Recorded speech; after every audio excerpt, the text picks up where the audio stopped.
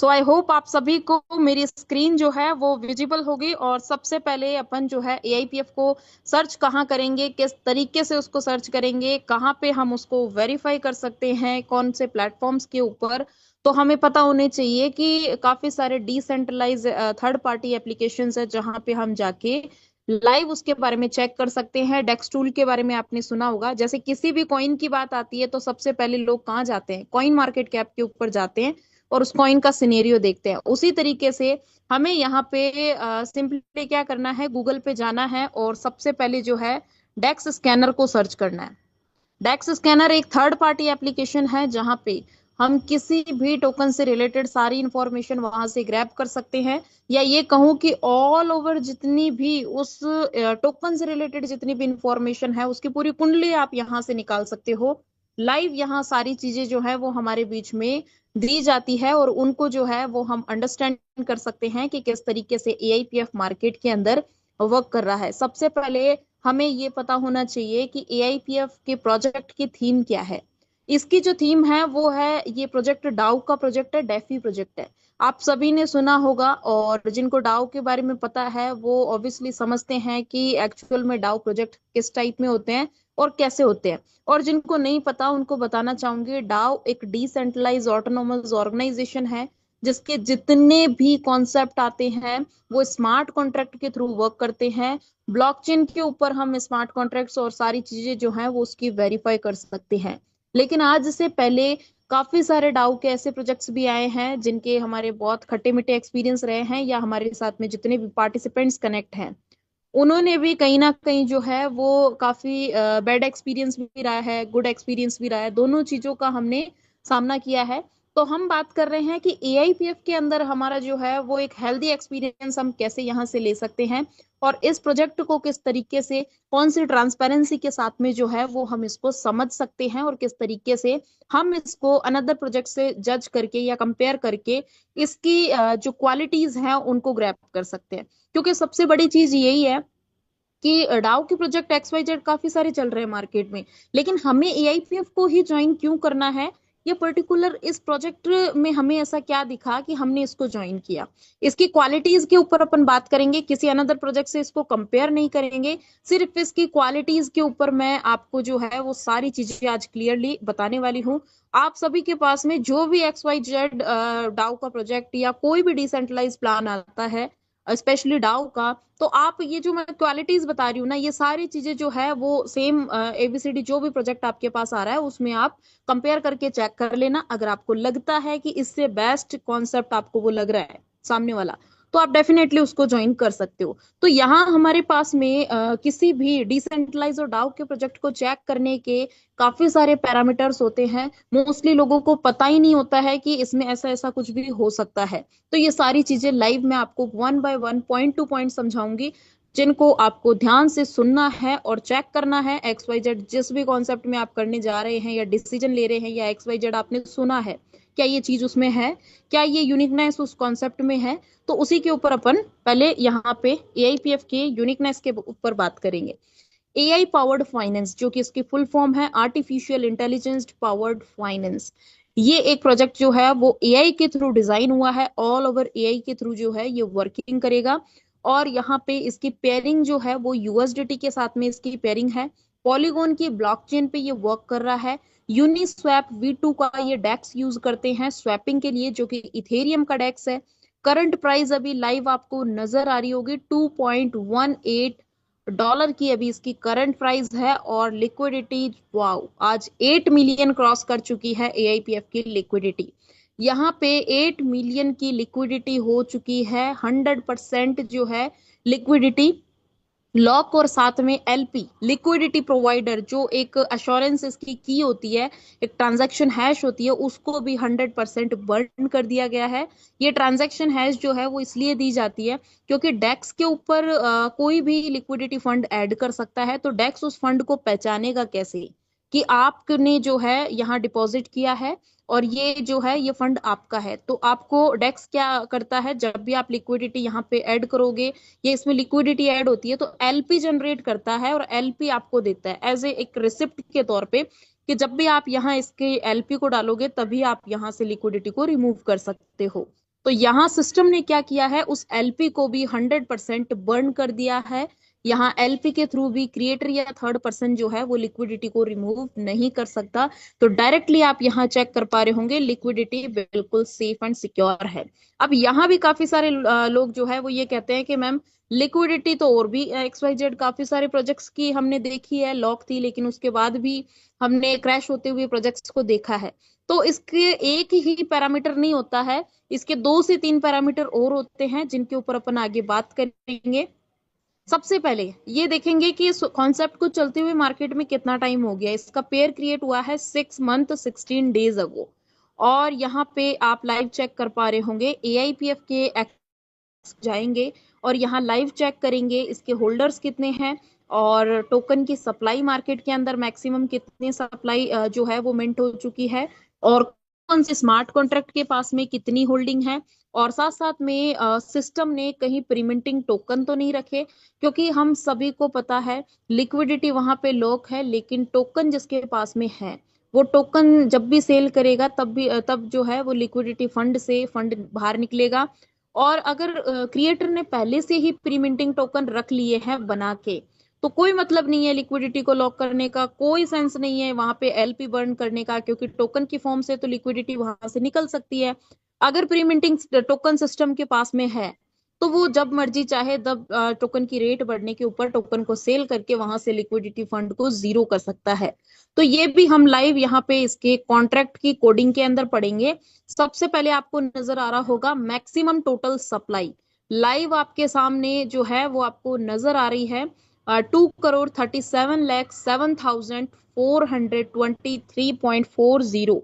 AIPF की जो है वो टोटल मैक्सिमम सप्लाई जो है वो मिंट हो चुकी है, और होल्डर्स आपको लाइव नजर आ रहे हैं 27,587 होल्डर्स अभी इसके करंट लाइव अवेलेबल है। और ये वो होल्डर्स है जिन्होंने अपने डिसेंट्रलाइज वॉलेट, जो भी token pocket, trust wallet, MetaMask जो भी आप यूज करते हो, उसके ऊपर जिन्होंने वॉलेट के ऊपर होल्डिंग की हुई है, ये वो होल्डर्स हमें यहाँ पे नजर आते हैं। आगे आप यहाँ इसके होल्डर्स के अंदर जाके लाइव चेक करोगे कौन कौन से स्मार्ट कॉन्ट्रैक्ट के पास में कितनी होल्डिंग है, मार्केट में कितनी होल्डिंग है, ये लाइव आप यहाँ पे चेक कर सकते हो। सबसे पहले आप देख पा रहे होंगे स्टार्टिंग में फर्स्ट नंबर से लेके 6 नंबर तक जिसके आगे बुक नोट का सा लोगो है, ये इसके सिस्टम के जो है वो स्मार्ट कॉन्ट्रैक्ट है जिनमें नंबर 1 पे है, जिसके लास्ट में 44B आपको नजर आ रहा होगा, 5044B। ये जो स्मार्ट कॉन्ट्रैक्ट है सबसे ऊपर इसलिए है क्योंकि सबसे ज्यादा होल्डिंग टोकन की इसी के पास में। आप चेक कर पा रहे होंगे 100 में से 44.61% की होल्डिंग जो है वो ट्रेजरी के पास में है। ट्रेजरी के पास में इसलिए है क्योंकि ये 250 दिन का 250 डेज का पे आउट का बैकअप मेंटेन करता है, इसीलिए इसके पास में सबसे ज्यादा टोकन की होल्डिंग है। और हमारे जितने भी पे आउट समय डिस्ट्रीब्यूट होते हैं वो ट्रेजरी के अंदर से ही टोकन निकलते हैं। सेकेंड नंबर का आप स्मार्ट कॉन्ट्रैक्ट देख पा रहे होंगे 5880 जो ये स्मार्ट कॉन्ट्रैक्ट है, ये हमारा स्टेकिंग का स्मार्ट कॉन्ट्रैक्ट है। 25% जो है वो टोकन स्टेक हो चुके हैं। थर्ड इसका स्मार्ट कॉन्ट्रैक्ट सिस्टम का ही है, ALS का है, जिसके पास 15% की होल्डिंग है। और इसी तरीके से फोर्थ फिफ्थ 6 नंबर का स्मार्ट कॉन्ट्रैक्ट भी, ये सारे इसके डेस्क का अलग अलग स्मार्ट कॉन्ट्रैक्ट्स हैं जिनके ऊपर जो है सबसे ज्यादा होल्डिंग है। और आगे आप चेक करेंगे ये पब्लिक के हैंड में जो टोकन्स है ये उनके स्मार्ट कॉन्ट्रैक्ट्स या उनके कॉन्ट्रैक्ट एड्रेस आ रहे हैं लाइव। और यहाँ ये जो सिस्टम के पास के में सिस्टम के स्मार्ट कॉन्ट्रैक्ट में ये जो होल्डिंग है, ये ऐसा नहीं है कि पर्टिकुलर क्रिएटर इनको निकाल सकता है या इस स्मार्ट कॉन्ट्रैक्ट पे से कोई भी टोकन को जो है रिमूव कर सकता है। यहाँ हमें चेक करेंगे इनके ओनरशिप जो है वो रीअनाउंस हो चुकी है 00 नल एड्रेस के ऊपर। अब अपन बात करेंगे इसकी प्रीमिंटिंग सप्लाई के ऊपर कि स्टार्टिंग में सिस्टम ने प्रीमिंटिंग सप्लाई कितनी रखी थी। तो ये आपको ध्यान से देखना है क्योंकि आप खुद भी बाद में इसको ओपन करके देख सकते हो। कॉन्ट्रैक्ट के ऊपर आप आएंगे लाइव और यहाँ इसकी कॉन्ट्रैक्ट की कोडिंग के अंदर जाके लाइव देख सकते हो कि मैक्सिमम सप्लाई जो है प्रीमिंटिंग सप्लाई कितनी मिंट की गई थी टोकन की। यहाँ आप चेक करेंगे 29, 30, 31 एंड 33 नंबर वाला जो पॉइंट है उसको थोड़ा सा आप डीपली नजर करेंगे तो आपको यहाँ दिखेगा HGL, QEM and fee receiver. ये तीनों इसके मेन स्मार्ट कॉन्ट्रैक्ट है जो यहाँ पे दिए हुए हैं। और ब्लू लाइन में जो आपको नजर आ रहे हैं 975 लास्ट में डिजिट है, 67F और लास्ट वाला है 44B। ये तीनों इसके मेन स्मार्ट कॉन्ट्रैक्ट है और ये वर्किंग किस तरीके से करते हैं वो थोड़ा सा मैं आपको आगे चल के बताऊंगी। लास्ट में आप नजर आ रहा होगा आपको 44B वाला स्मार्ट कॉन्ट्रैक्ट, जो इसके ट्रेजरी का स्मार्ट कॉन्ट्रैक्ट है, जिसके ऊपर सबसे ज्यादा होल्डिंग अभी हमने देखी। और उसके जस्ट नीचे आप चेक कर पा रहे होंगे टोटल सप्लाई। टोटल सप्लाई ये प्रीमिंटिंग सप्लाई आपको यहाँ पे लाइव नजर आ रही होगी। 25,000, मात्र 25,000 टोकन की जो है वो प्रीमिंटिंग की गई थी, जिसमें से 5,000 टोकन जो है वो डेक्स पे चले गए थे। डेक्स पे जब भी टोकन की रेट फिक्स होती है या जब भी टोकन की रेट मार्केट से लिक्विडिटी आती है, तो वहां टोकन भी जाते हैं और डॉलर भी जाते हैं। तो डे वन जब ये सिस्टम स्टार्ट हुआ था तो 5,000 टोकन और 5,000 डॉलर डेक्स के ऊपर गए थे। तब इसकी स्टार्टिंग प्राइस जो है वो $1 की निकल के आई थी। और बचा हुआ जो बैलेंस है 20,000 टोकन का, आप नजर कर पा रहे होंगे लाइव बैलेंस, फी रिसीवर ट्रांसफर, यहाँ पे इसकी कोडिंग के अंदर लाइव लिखा हुआ है कि बचा हुआ जो बैलेंस है वो फी रिसीवर। फी रिसीवर कौन सा स्मार्ट कॉन्ट्रैक्ट है, ऊपर आपको नजर आ रहा होगा 44B। ट्रेजरी वाले स्मार्ट कॉन्ट्रैक्ट के अंदर बाकी के बचे हुए 20,000 टोकन जो है वो बैलेंस इसमें ट्रांसफर हो गया। और ट्रेजरी के ऊपर जो ओनरशिप है वो 00 नल एड्रेस की है। ये भी मैं आपको लाइव एक बार वेरीफाई करवा देती हूँ। लास्ट डिजिट ध्यान रखिएगा 44B। और 44B वाले स्मार्ट कॉन्ट्रैक्ट को जो है यहाँ अपन ओपन करके देखेंगे। मैंने ये व्हाट्सएप के ऊपर लिए हुए हैं। ARP ऑटो री इन्वेस्ट प्रोटोकॉल 44B लास्ट में आपको डिजिट नजर आ रही होगी। ये इसके ट्रेजरी का स्मार्ट कॉन्ट्रैक्ट है। इसको हम जो है टैप करेंगे और ओपन करके लाइव इसके ऊपर देखेंगे कि इसके ऊपर ओनरशिप जो है वो किसकी है। आप यहाँ लॉग्स के अंदर आएंगे तो लाइव आपको यहाँ नजर आएगा इसके स्मार्ट कॉन्ट्रैक्ट के ऊपर कि previous owner and new owner 00 null address की ओनरशिप जो है वो रीअनाउंस हो चुकी है।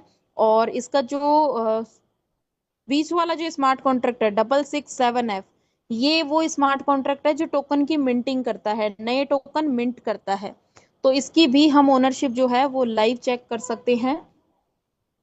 और इस स्मार्ट कॉन्ट्रैक्ट का नाम है NEE 667F, लास्ट डिजिट आपको नजर आ रही होगी, न्यूरल इमिशन इंजन। ये इसके टोकन की मिंटिंग करता है। इसको भी लाइव हम ओपन करके देखेंगे। यहाँ नजर आ रहा होगा आपको previous owner and new owner 00 null address के ऊपर इसकी भी ओनरशिप जो है वो रिनाउंस हो चुकी है। और फर्स्ट नंबर का जो स्मार्ट कॉन्ट्रैक्ट आपको नजर आ रहा है 975, ये इसका SIG का स्मार्ट कॉन्ट्रैक्ट है, जो कि 250 दिन का ट्रेजरी के अंदर बैकअप है या नहीं ये उसको फिगर आउट करता है। और अगर उसके अंदर 250 दिन का पे आउट नहीं है तो ये सेकंड नंबर वाले smart contract neural emission engine NEE को कमांड देके टोकन की मिंटिंग करवाता है। यहाँ नजर आ रहा होगा 975 जिसके लास्ट डिजिट है सप्लाई इंटीग्रिटी गार्ड। ये ट्रेजरी के बैकअप को मेंटेन रखता है, पे आउट को सॉरी जो 250 दिन का बैकअप है उसको ये मेंटेन रखता है। और लाइव आप इसका भी जो है ओनरशिप चेक कर सकते हो 00 नल एड्रेस के ऊपर। इसकी भी ओनरशिप जो है वो रीअनाउंस की हुई है, छोड़ी हुई है। और आप यहाँ लाइव जो है इनके तीनों स्मार्ट कॉन्ट्रैक्ट की ओनरशिप लाइव यहाँ से चेक कर सकते हो। अब आगे अपन बात करेंगे, यहाँ पे वापस आ जाते हैं अपन डेक्स स्कैनर के ऊपर। और यहाँ गो सिक्योरिटीज के अंदर अपन जाएंगे जहां पे सिंगल वन इशू आपको नजर आ रहा होगा।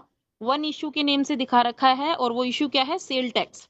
कंपनी ने जो है वो जब भी हम टोकन को सेल करेंगे तो उसके ऊपर 5% सेल टैक्स लगा रखा है। और कहीं ना कहीं ये कंपनी का प्रॉफिट है जो कंपनी बोल के ले रही है। यहाँ डेक्स के थ्रू जो है ये माना जा रहा है कि ये एक इशू है जो एडमिन के हाथ में जो भी जा रहा है ये उसको एज ए इशू दिखा रहा है यहाँ पे लाइव। आप बाइंग के ऊपर टैक्स चेक करेंगे 0%, कोई टैक्स नहीं है, टैक्स इसका मॉडिफाइड नहीं है, एक्सटर्नल कॉल सिस्टम के अंदर नहीं दी हुई है, ओनरशिप जो है वो रीअनाउंस हो चुकी है। यहाँ आप चेक कर पा रहे होंगे एक्सटर्नल कॉल लिक्विडिटी के जो मैंने कहे थे आपको 3 से 4 पॉइंट हमें जो है वो इसके पैरामीटर्स होते हैं जिनको हमें हर एक चीज को डीपली चेक करना है। प्रीमिंटिंग सप्लाई हमने चेक कर ली, लिक्विडिटी लॉक है और LPV बर्न है। यहाँ एक्सटर्नल कॉल भी आप देख सकते हो, यहाँ इसके स्मार्ट कॉन्ट्रैक्ट्स को एक्सटर्नल कॉल यहाँ पे नहीं दी हुई है, ओनरशिप रीअनाउंस हो चुकी है, हिडन ओनर सिस्टम के अंदर नहीं है, ओपन सोर्स है, बाहर से कोई भी लिक्विडिटी को ऐड कर सकता है, निकाल सकता है, हनी पोर्ट सिस्टम के अंदर नहीं है, प्रॉक्सी कॉन्ट्रैक्ट सिस्टम के अंदर नहीं है, और नेक्स्ट आप देख पा रहे होंगे मिंटेबल, यहाँ पे मिंटेबल के आगे भी लिखा हुआ है नो, क्रिएटर अपने बिहाफ पे टोकन की मिंटिंग नहीं करवा सकता। इसकी जो मिंटिंग होगी वो डिसाइड करेगा एसआईजी, सप्लाई इंटीग्रिटी गार्ड, जिसकी अभी हमने ओनरशिप लाइव चेक करी। वो स्मार्ट कॉन्ट्रैक्ट डिसाइड करेगा, ट्रेजरी का बैलेंस डिसाइड करेगा कि नए टोकन की मिंटिंग कितनी करनी है। तो यहाँ पे आप चेक कर पा रहे होंगे टोकन यहाँ पे जब मर्जी चाहे तब क्रिएटर मिंट भी नहीं करवा सकता। Has black list no, has white list no, सारी चीजें जो है वो आप यहाँ पे ट्रांसपेरेंसी के साथ में चेक कर सकते हो। अब यहाँ पे आपको नजर आ रहा होगा creator address and owner address.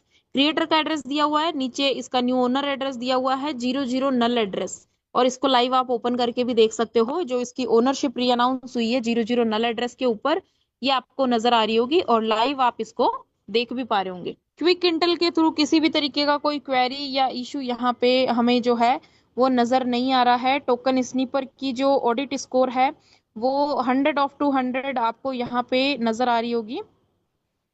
और आगे अपन जो है अब यहीं से इसकी वेबसाइट के ऊपर आएंगे, और वेबसाइट के ऊपर सबसे पहले हमें इसका व्हाइट पेपर देखने को मिलेगा, जिसके ऊपर हम ये चेक कर सकते हैं कि टोकन जो है वो आने वाले टाइम में मार्केट में क्या क्या चीजें जो है वो नई लेकर आ रहा है, या ब्लॉकचेन कब आ रही है, किस तरीके से आगे ये वर्किंग करने वाला है, क्या इसका फेज है। और साथ साथ में एआईपीएफ ओवरव्यू के फॉर्म में आपको 63 पेज की डॉक्यूमेंट्री मिलेगी, जिसमें आप पूरे सिस्टम का विजन मिशन देख सकते हैं, कौन से फेज में सिस्टम कौन सी चीज मार्केट के अंदर लॉन्च करने जा रहा है। अब आगे अपन बात करेंगे एआईपीएफ की प्रेजेंटेशन। तो यहाँ लाइव आप जो है इसकी प्रेजेंटेशन को भी ओपन करके देख सकते हो। यहाँ पे पूरा इनकम प्लान जो है वो आपको दिया हुआ है, जो अभी थोड़ी देर में आपको हमारे साथ में एक और लीडर जो कनेक्ट हो रहे हैं वो आपको एक्सप्लेन करेंगे आगे सारी चीजों को। अब मैं आपको एक चीज और दिखाना चाहूंगी, दो और इसके स्मार्ट कॉन्ट्रैक्ट जो रह रहे थे उनकी ओनरशिप और लाइव हम चेक करेंगे। यहाँ पे एसआईजी के ऊपर हमने डिस्कस कर लिया, अब हम बात कर रहे हैं एएलपी और एएलएस। ये दोनों क्या काम करते हैं? एएलएस जो है वो वर्किंग करता है एआई लिक्विडिटी स्टेबलाइजर। ये प्राइस को मेंटेन रखता है, स्टेबलाइज करता है टोकन की। ये एक तरीके से मैकेनिज्म है जो सिस्टम के ने लगाया है, और इसके अकॉर्डिंग जो है ये जब भी टोकन की रेट अचानक से पंप होगी, डेक्स के ऊपर अचानक से कोई बड़ी बाइंग अगर आती है, तो यहाँ पे टोकन की प्राइस अगर अचानक से ग्रोथ करती है तो एएलएस क्या करता है, ट्रेजरी के अंदर जो टोकन रखे हुए हैं, क्योंकि ये पांचों स्मार्ट कॉन्ट्रैक्ट एक दूसरे से कनेक्टेड हैं, ट्रेजरी के अंदर से टोकन निकाल के उसको सेल करना स्टार्ट कर देगा, सेल ऑर्डर लगाना स्टार्ट कर देगा। उससे होगा क्या, जो है टोकन यहाँ पे थोड़ा सा वापस डंप आ जाएगा और अपनी नेचुरल ग्रोथ पे वो ट्रेड करना स्टार्ट कर देगा। ना अचानक से कोई सिंगल प्रॉफिट जो है वो लेके जा सकता है, ना अचानक से ये डंप होगा। बाई चांस अगर डेक्स के ऊपर बड़ी सेल आ जाती है और टोकन की प्राइस डंप हो जाती है, तो यहाँ जब भी हम अपने पे आउट का विड्रॉल लगाते हैं तो हमें बर्निंग फीस पे करनी पड़ती है यूएसडीटी के फॉर्म में। तो वो बर्निंग फीस जाती है एएलएस के पास में, और एएलएस उससे क्या करता है, टोकन को बाय करता है। जब भी टोकन की प्राइस डाउन चली जाएगी तो ये टोकन को बाय करके वापस जो है वहां पे उसकी प्राइस को स्टेब्लिश कर देगा, और जब भी अप जाएगा तब टोकन जो है वो सेल करके प्राइस को तो मेंटेन करेगा ही, साथ साथ में जब भी टोकन को सेल करने पे जो बदले में यूएसडीटी आएगी, उस यूएसडीटी को लिक्विडिटी फंड के अंदर ये ऐड करता जाएगा, लिक्विडिटी फंड को जो है वो बढ़ाता जाएगा। और ये सारे ट्रांजेक्शन जो है वो ब्लॉकचेन पे लाइव आप देख सकते हो, लाइव हर एक ट्रांजैक्शन उसके ऊपर है। तो जो है आप उनको लाइव चेक कर सकते हो। इसकी भी ओनरशिप अपन यहाँ पे एक बार चेक करते हैं, री अनाउंस की हुई है 00 नल एड्रेस के ऊपर। और जो नेक्स्ट स्मार्ट कॉन्ट्रैक्ट है वो है एएलपी, एआई लॉन्गिटिविटी प्रिडिक्टर।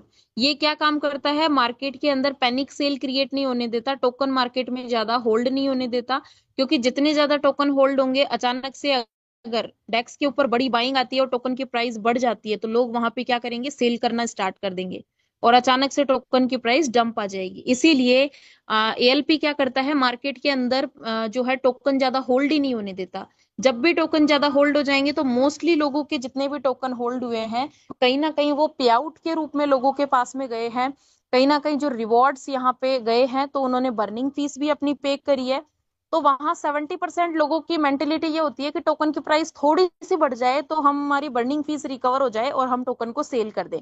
तो एएलएस उसी ह्यूमन मेंटेलिटी के अकॉर्डिंग जो है वो वर्क करता है एएलपी, और एएलएस को कमांड देके टोकन की प्राइस को थोड़ा सा पंप करवा देता है, जिससे 70% लोगों की वहीं पे सेल हो जाते हैं टोकन, और मार्केट में ज्यादा होल्ड नहीं होते हैं। तो यहाँ पे आप इसकी भी जो है ओनरशिप को लाइव चेक कर सकते हो। 00 नल एड्रेस के ऊपर इसकी ओनरशिप जो है वो रीअनाउंस हो चुकी है। ये सारी चीजें जो हैं वो ट्रांसपेरेंसी के साथ में आप ब्लॉकचेन के ऊपर वेरीफाई करके देख सकते हो। अब इसकी मैं बाइनेंस के ऊपर भी आपको इसकी ऑडिट रिपोर्ट दिखाना चाहूंगी, जिससे आपको ये क्लियर होगा कि बाइनेंस ने भी इसकी जो है वो ऑडिट यहाँ पे हमें दी है। बाइनेंस वॉलेट के ऊपर आना है हमें, क्योंकि टोकन है तो ऑब्वियसली वॉलेट के ऊपर ही आप उसको सर्च कर सकते हो। और यहाँ पे जो है एआईपीएफ को हम सर्च करेंगे, और यहाँ पे आप लाइव चेक भी कर पाओगे कि एआईपीएफ जो है वो मार्केट के अंदर और यहाँ एक्सचेंज के ऊपर भी आपको उसका वॉल्यूम और सारी चीजें जो है वो देखने को नजर आई। और जो है उसको लाइव उसकी प्राइस देख के आपको यहाँ पे ओपन करना है। ये मैंने ओपन किया है, अभी करंट प्राइस आपको नजर आ रही है 2.17, और यहाँ इसकी ऑडिट भी दी हुई है।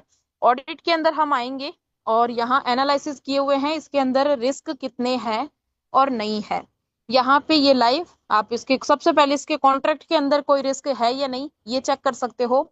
सबसे पहले दिया हुआ है white list restriction not found, cooling off restriction not found. Black list restriction system के इसके अंदर नहीं है इसके कॉन्ट्रैक्ट में। Traditional suspension function not found, sale restriction not found. इसी तरीके से इसका देखिए कॉन्ट्रैक्ट जो है वो रीअनाउंस हो चुका है। माइनिंग रिस्क सिस्टम के अंदर नहीं है। इसका balance manipulation not detected, hacking risk not found, upgrade risk not found, tax इसका मॉडिफाइड नहीं हो सकता, freezable authority account not found, contract जो है कॉन्ट्रैक्ट कोड इसका वेरीफाइड है। ये सारे इसके स्मार्ट कॉन्ट्रैक्ट के जो है ये ऑडिट की हुई है बाइनेंस की। ट्रेड रिस्क के ऊपर आप आएंगे तो यहाँ आप चेक करेंगे हनी पोर्ट रिस्क भी नहीं है इसके अंदर, गैस अब्यूज रिस्क भी नहीं है, अनयूजुअल सेल बाइंग टैक्स भी नॉट फाउंड है, अनयूजुअल सेल टैक्स भी नॉट फाउंड है, लिक्विडिटी के अंदर भी रिस्क नॉट फाउंड है। और ये जो लिक्विडिटी वाला जो है वो आप इसको ब्रीफली अंदर जाके पढ़ भी सकते हो। Abnormal airdrops not found, wash trading not found. और स्कैम रिस्क के अंदर जाके आप चेक कर सकते हो fake token risk not found, मतलब ये फेक टोकन भी नहीं है। अभी जैसे हमने काफी सारे इसके ऊपर लिस्ट में एआईपीएफ जब हमने सर्च किया तो देखे scam risk not found, spam risk not found. ये सारी चीजें जो है वो बाइनेंस के थ्रू भी आप इसको वेरीफाई करके लाइव जो है वो सारी चीजों को यहाँ पे ग्रैब कर सकते हो और देख सकते हो। सो आई होप आप सभी को इसके जितनी भी चीजों के ऊपर हमने डिस्कस किया ट्रांसपेरेंसी के साथ में सारी चीजें आपको जो है वो क्लियर होगी। फिर भी कोई क्वेरी रहती है तो आगे अपन प्लान के बाद में जो शेयरिंग लेंगे उसके अंदर आप डिस्कस कर सकते हो।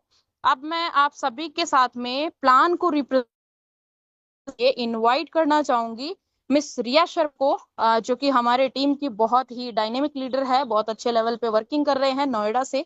बाकी और अपना परिचय जो है वो रिया मैडम खुद आपको देंगे। So unmute yourself ma'am, I would like to invite